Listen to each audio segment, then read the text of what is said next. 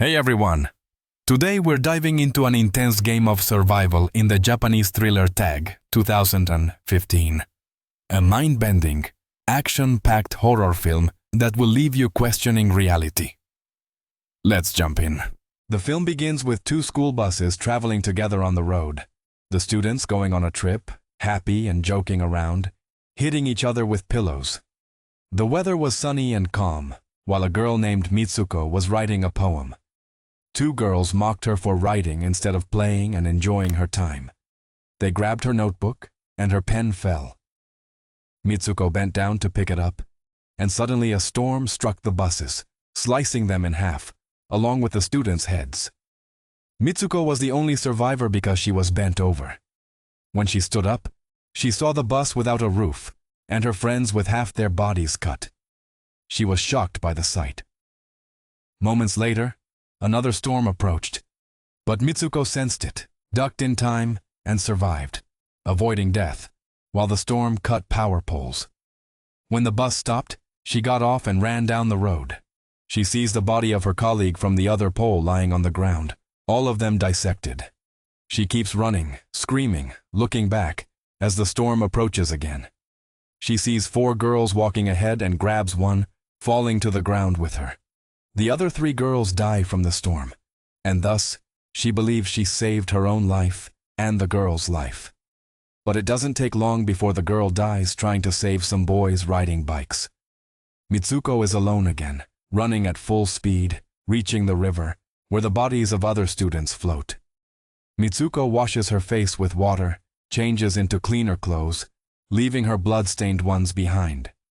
She walks aimlessly on the road, reaching an all-girls school after hours of walking, coincidentally wearing a uniform similar to Mitsuko's. The girls seem to know Mitsuko. Mitsuko doesn't tell them anything about the strange storm that killed people because she was still shocked by what happened. Her friend Aki appears, greets her, and suggests they head to school. Mitsuko is surprised that she and Aki are at the same school. Aki notices her reaction and asks why she's trembling, reminding her that they were always classmates here, and Mitsuko ducks quickly when a breeze passes by. But this time, it was an ordinary breeze that didn't do anything. Aki says something strange about her today.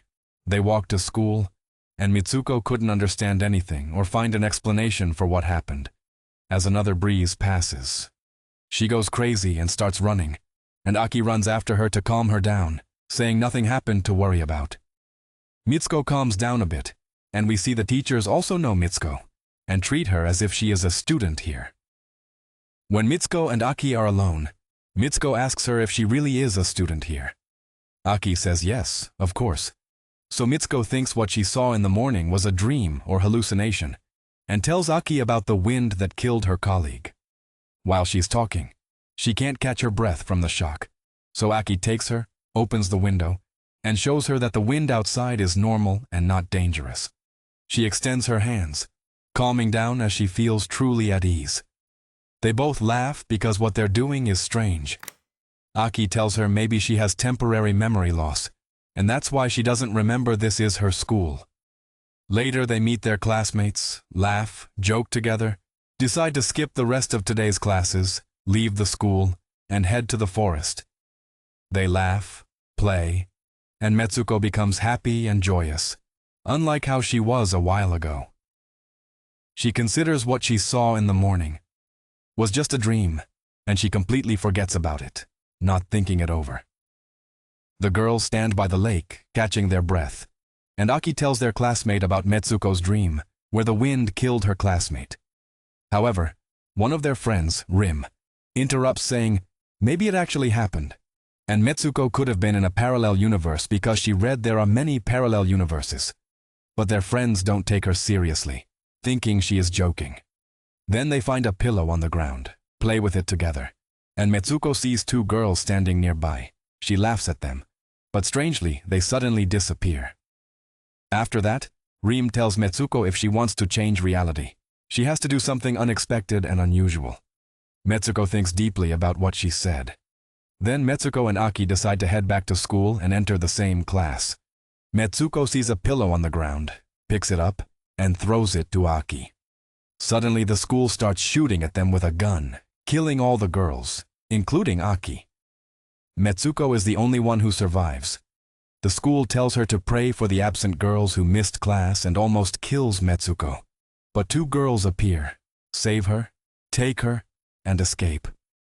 They pass by a classroom where all the girls are killed and hide in this room. But another school enters and kills one of the students. A student tries to resist but gets killed. Rim takes Mitsuko to escape, but Rim gets shot and tells Mitsuko to try to escape before they get to her. Mitsuko runs with the rest of the surviving students, while the teachers shoot through the window, killing the students who were skipping classes mercilessly. They don't want to allow any girl to escape, and 5 girls manage to get out of the school. One girl tells Mitsuko, "You have to think and do something because it's all in your hands." Mitsuko doesn't understand what she means, and then a storm comes, killing all the girls, leaving Mitsuko alone again. The wind starts chasing her, and Mitsuko runs a long distance until she reaches the city. She keeps running among the people, who were all women, and stops when she sees the police sign. She enters and encounters a policewoman who thinks Mitsuko is crazy because she won't speak or explain why she's crying. Mitsuko catches her breath and points to the direction of the wind. Mitsuko is surprised when the officer calls her Kiko and asks why she's wearing a school uniform. When Mitsuko looks in the mirror, she's even more shocked because her reflection looks completely different. And this officer named Tomo curses, who is Kiko's friend. She says to her, "You should be happy because your wedding is in a few hours." Meanwhile, Mitsuko, who is shocked and confused, can't think straight and lets Tomo do whatever she wants. Tomo puts her in a car that will take her to the church for the wedding. Until now, Mitsuko is experiencing very strange adventures. Strangely, there are girls who greet them while in the car, treating Kiko like a celebrity. They were all happy because Kiko is getting married. When they reached the church, many women gathered around to congratulate her. When she entered the room to change her clothes, she was shocked to see Aki and couldn't believe her eyes, asking what exactly is happening. But Aki responds in a low voice, "I know what you're thinking. Lower your voice and calm down, and I'll explain everything to you later." The girls are talking about how handsome the groom looks, and then they bring her the wedding dress. Aki sends all the girls out of the room because Kiko is still nervous. When they're alone, Aki calls her by her real name and asks her to do what she tells her, to calm down, and not to be nervous. "I can't explain everything to you right now because they're watching us." Kiko trusts Aki and lets her do what she wants, and Aki helps her into the wedding dress. After it was ready, some girls came by and wanted Keiko to come to the church, but Aki attacked them and killed them all to teach Keiko how to fight. She gave her a broken bottle to attack anyone who made her uncomfortable. Then Keiko moved, heading to the groom with the bottle in her hand instead of flowers. We noticed that all the guests were girls, clapping and cheering for Keiko. In the very end, we see a coffin containing Keiko's groom. Suddenly, the guests started acting strangely, mocking Keiko and pushing her towards the coffin. When it opened, her groom's face appeared like a pig, and the girls wanted her to kiss him. But she stabbed him with the bottle, killing some girls. Aki appeared challenging Keiko, but then the 2 teachers from school showed up. Keiko and Aki fought them and managed to defeat them. After that, they escaped, leaving the church. Aki distracts the teachers until Kiko runs and gets stopped by a girl wearing sports clothes. This girl calls Kiko by a new name, Izumi, and asks her to enter the school. Kiko looks at herself in the mirror and is surprised to see she has transformed into someone completely different, wearing sports clothes. Her name is now Izumi, a well-known runner in the school, loved by everyone, with a huge crowd cheering her name. She runs with her teammates and they tell her she was always fast since school days. Izumi doesn't understand what they're talking about but doesn't ask or want to know. She remembers being young, running, and then deciding to enjoy and keep running, seeing her schoolmates running with her like boar and teachers chasing her. The girls ask Izumi to be brave, and they tell her that she's the only one who can escape this world. and Izumi steps off the running track and sprints quickly, finding herself at a cave. Inside, she sees a girl who takes her to a group of girls who look like her with frightening appearances, their hair covering their faces. Then that girl tells Izumi, if you don't act, we'll all die, and she tries to kill Izumi, but Aki arrives just in time to save her friend, urging Izumi to repeatedly say the phrase, I am Mitsuko. Izumi is catching her breath as she keeps saying, I am Mitsuko. Eventually, she returns to her original form.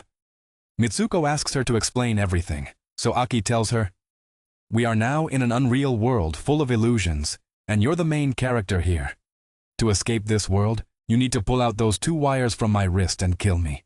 This way, I'll die, but you'll be freed and reach the control center.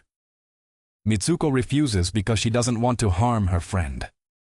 Aki insists by stabbing her with a pen, making Mitsuko do it. She pulls the wires, causing Aki to split in half. Mitsuko is finally freed, reaching the real world and finding herself in a restaurant, seeing men in front of her for the first time. As you walk further, you see a poster on the wall. It features her, Kiko, and Izumi, revealing it's a poster for a game where the 3 of them are the main characters. It also turns out Mitsuko is currently in a wild city dominated by men, and everyone living there is male. They love violent survival games. The game featuring the 3 characters is called Tag, and the characters played are Mitsuko, Kiko, and Izumi. A man who knows Mitsuko meets her, tells her she's now in the future, shocking her until she faints. When she wakes up, she finds herself in a cave similar to one she was in before. In this cave, all the characters from the game are displayed, mummified. As Mitsuko walks, she sees an old man playing the game of tag using Mitsuko's character, and he tells her, you are now 15 years into the future, and when you were in high school, I was fond of you. But after you were killed, I took your nuclear gratitude, and that of your friends, and made 3-dimensional copies of you. Mitsuko is shocked to see a duplicate of herself, and the old man tells her he made these copies to put them in his game. A young man appears and asks Mitsuko to join him on the bed, and the old man orders Mitsuko to comply, and she approaches him as the man was about to touch her. But Mitsuko remembers what Reem told her, to do something out of the ordinary to break free from the illusion she's in. Mitsuko takes the advice, attacks the man, screams at him, and orders him not to treat girls like they're toys in his hands. She grabs a pillow and hits him with it, with the pillow feathers turning red. She snatches the stick from the old man and kills herself. He screams in shock because her death will ruin the game, and indeed, all 3 characters die. Mitsuko is set free into the real world.